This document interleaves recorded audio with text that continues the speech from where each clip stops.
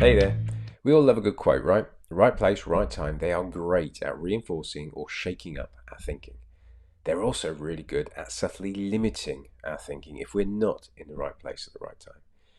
The meaning we give to words changes over time. Our understanding of their wider impacts and the consequences they hold adapts as we adapt. And one word can have ramifications for a long, long time. So I think it's time we checked in with some of our favourite quotes, looked at whether there's a way of updating them so their real spirit, their true spirit, is actually reflected in the words they use and their meaning today. With a tweak of a word here or there, I know we can make some classics even more relevant and powerful for today's teams. So let's take this classic from Mr. B. There's no magic formula for a great company culture. The key is to just treat your staff how you would like to be treated. Seems harmless enough on the surface, doesn't it? Yet two small words limit its impact. In fact, they actually reinforce one of the great problems teams are facing today: that the leader knows best and that their job is to deal with you in a certain way. In fact, not just a leader by job title, but somebody in the team who has influence. Because you don't treat people how you want to be treated. Yeah? If a small example, taking pepperoni pizza into the office to share, to celebrate something. On the surface, it seems harmless. It seems like a nice thing to do, a good thing to do, and nobody would mistake the intent behind it. But if half the team are vegetarians, then there's going to be a level of frustration that, well, you don't really know us as a team if you brought meat in for us to eat. Now, the usual response I get to this is, well, that's a small example. And in reality, if I just take a moment to think, I know that my team's vegetarian. And, I know it won't go down well if I take meat in.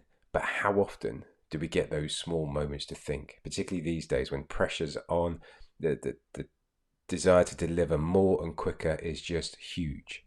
We don't often respond well in those moments. So we have to reinforce this thinking wherever we can. And quotes like this reinforce that what you think is the best for everybody else.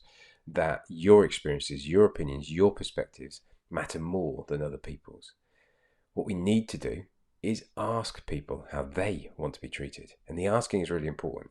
It means you have to be curious, to seek understanding, to have a conversation, to talk to your team. It's only here that real understanding can be created. The business dimension, the personal dimension, and the spiritual dimension. I know this word gets a reaction, but it's time to roll with the fact that reflection on who we are and who we want to be should be part of work. We need to bring these three things together, and we only can do that by asking, by engaging with our team, by connecting with our team. So let's change a couple of these words. Let's get rid of treat and you. And while we're at it, let's get rid of staff because it's not 1987. And let's replace them with a better word, with better words.